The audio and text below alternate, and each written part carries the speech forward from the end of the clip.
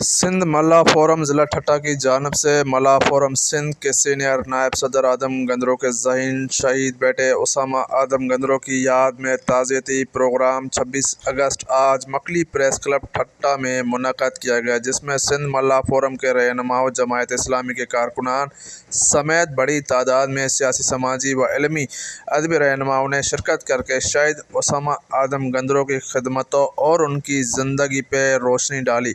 اس موقع پہ مقررین نے وش نیوز سے بات چیت کرتے ہوئے کہا ہے کہ بسم اللہ الرحمن الرحیم۔ آج 26 اگست ہے اور 26 اگست ہمارے بھائی اسامہ آدم کی شہادت کا دن ہے، جو کہ کراچی یونیورسٹی میں ایم کے گنڈوں کے ہاتھوں شہید ہوا۔ اور اسامہ آدم کی یاد میں ہم ہر سال جو ہے تعزیتی پروگرام اور قرآن خوانی وغیرہ کا اہتمام کرتے ہیں، اور یہی عزم ہے کہ انشاءاللہ تعالیٰ جو انہوں نے جدوجہد کی تھی اسامہ بھائی نے، ہم اس کو آج میرے بیٹے جو بڑا بیٹا شہید اسامہ کراچی یونیورسٹی میں آج کے دن بعد نماز عصر اس کو ایم کیو ایم کے گنڈوں نے شہید کیا، جس کی یاد میں آج ہم یہ پروگرام منا رہے ہیں۔ اسامہ ذہین اور متقی اور پرہیزگار، نماز کا پابند، قرآن سے اور حدیث سے اس کی محبت تھی۔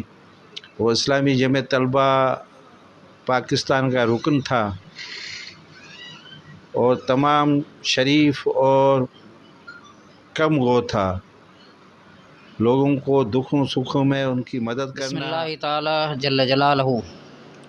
آج یہ اسامہ بن آدم اس کی شہادت کا دن ہے۔